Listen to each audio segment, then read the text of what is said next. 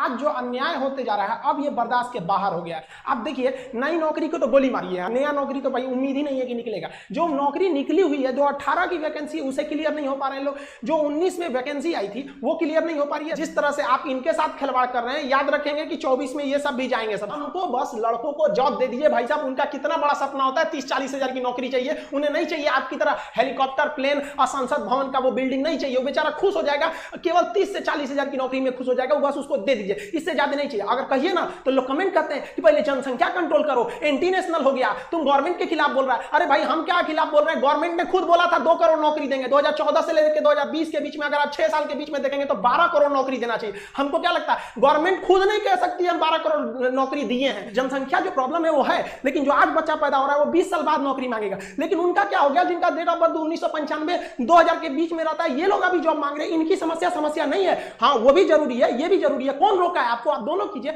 हम लोग आपके साथ हैं, कोई ना आपका विरोध करता है। आज तक आप घर जाना चाहते थे और ट्रेनों की संख्या उतनी ही थी जितनी हमेशा रहती है, और ऐसे में इन छात्रों को जो भी पहली ट्रेन मिली उसमें ही बैठने की जद्दोजहद में ये लग गए।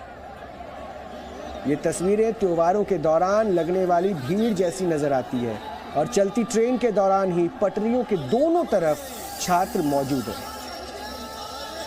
नियम का पालन तो छोड़िए, व्यवस्था इतनी खराब है कि अगर कोई हादसा हो जाता तो प्रशासन और शासन को जवाब देते भी नहीं बन पाता।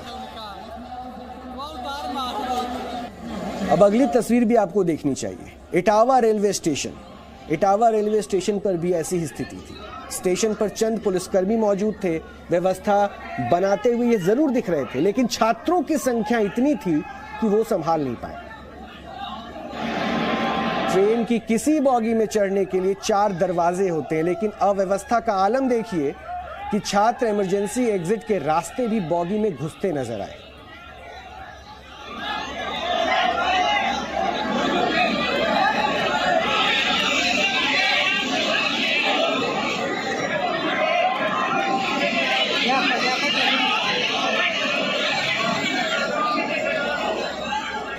हमारे देश में एक सामान्य धारणा है कि परीक्षार्थी अगर परीक्षा देने जा रहे हैं तो उस दिन अव्यवस्था होगी। यूपी नहीं, किसी भी प्रदेश में सरकारी नौकरी वाली परीक्षाओं में ऐसे हालात बनते ही दिखते हैं, और इस तरह की तस्वीरें देखने के बाद हो सकता है कि आप इनमें छात्र छात्राओं की गलती देखें, क्योंकि हमने यही सिस्टम स्वीकार कर लिया है। जबकि होना यह चाहिए कि अगर किसी परीक्षा के लिए लाखों परीक्षार्थियों का आवेदन आ चुका है तो उनको परीक्षा दिलवाने के लिए उचित सिस्टम को भी तैयार किया जाना चाहिए। आपने देखा होगा कि किसी चुनावी रैली में भीड़ जुटाने के लिए उस पार्टी के कार्यकर्ता लोगों से पैसे, खाने का वायदा करके उसे बुलाते हैं। यही नहीं, चुनावी रैलियों में शक्ति प्रदर्शन के लिए पार्टी कार्यकर्ता बसों में भर भर कर लोगों को रैली स्थल तक भी लेकर जाते हैं, और इस भीड़ के खाने पीने का भी इंतजाम करते हैं। मतलब चुनावी रैली में जाने वाले लोगों का आना फ्री, जाना फ्री, और तो और खाना भी फ्री। अब चाहे लोग उस नेता को वोट दें या ना दें, लेकिन कार्यकर्ता काफी पैसा खर्च करके अपने नेता की वाहवाही करवाने के लिए भीड़ जुटाता है, और रैली में भीड़ जुटाने की भी एक खास व्यवस्था बनाई जाती है जिसमें पैसा खर्च होता है। लोगों के लेकर आने से लेकर उनको वापस घर पहुंचाने तक के लिए भी पूरी प्लानिंग पहले से तय होती है। लेकिन देश की विडंबना यह है कि छात्रों को परीक्षा दिलवाने के लिए किसी भी तरह की सुविधा नहीं दी जाती, कोई प्लानिंग नहीं होती। फ्री सुविधा तो छोड़ ही दीजिए, पेड सुविधा भी ठीक से नहीं दी जाती है। और ये तस्वीरें जो लगातार हम आपको दिखा रहे थे उसी सिस्टम की कमजोरी की है। ये तस्वीरें आपके सामने हैं। इन तस्वीरों में बहुत सारे सवाल हैं। रैलियों के लिए पूरी व्यवस्था हो जाती है क्योंकि वहां पे कार्यकर्ता जिम्मेदारी उठा लेता है, लेकिन जिन छात्रों में देश का भविष्य नजर आता है उन छात्रों को परीक्षा सेंटर तक पहुंचने के लिए भी, जबकि फीस जमा करके पैसे जब देकर भी वो व्यवस्था नहीं मिल पाती है जिससे वो सेंटर तक पहुंच पाए। और अफरा तफरी की जो तस्वीरें हैं वो अमूमन ऐसी दिखी जाती है।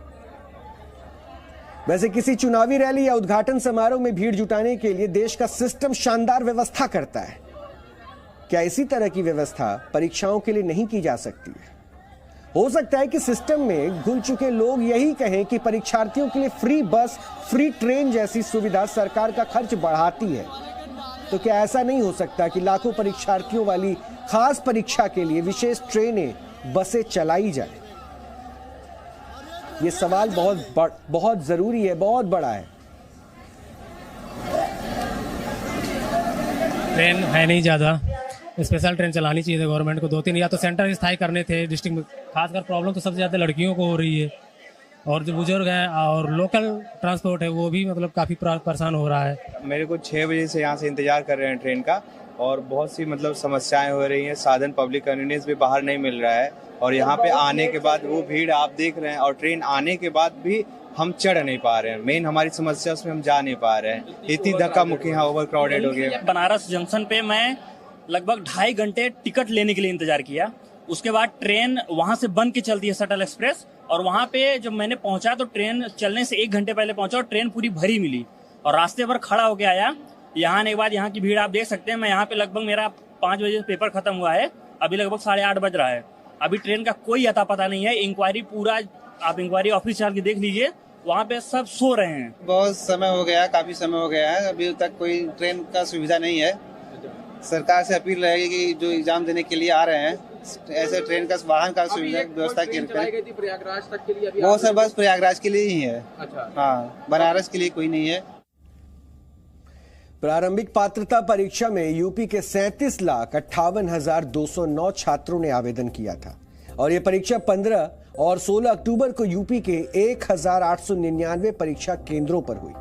आपको जानकर हैरानी होगी कि 25,11,968 छात्र ही ये परीक्षा दे पाए। 12,46,241 छात्र ये परीक्षा नहीं दे पाए, यानी करीब 33% छात्र परीक्षा केंद्र भी नहीं पहुंच पाए।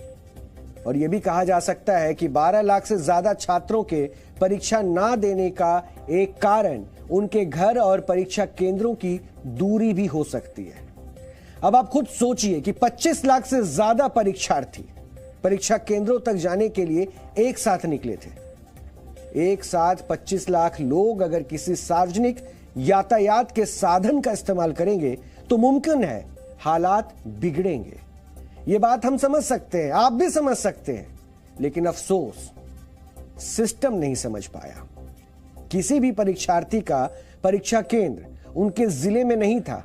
यहां तक कि इस बार जो लड़कियां थी वो भी परीक्षा केंद्र में, उनके जो परीक्षा केंद्र थे उनके शहर से दूर रखे गए थे, और इन लोगों को अपनी जान पर खेल कर एग्जाम देने जाना पड़ा, क्योंकि ना स्पेशल ट्रेनें चलाई गई, ना ही विशेष बसें चलाई गई। और हम ये नहीं कह रहे हैं कि फ्री में चलानी चाहिए थी, लेकिन पैसा देकर भी अगर परेशानियों और खतरे से भरी यात्रा करनी पड़े तो इसमें गलती किसकी है?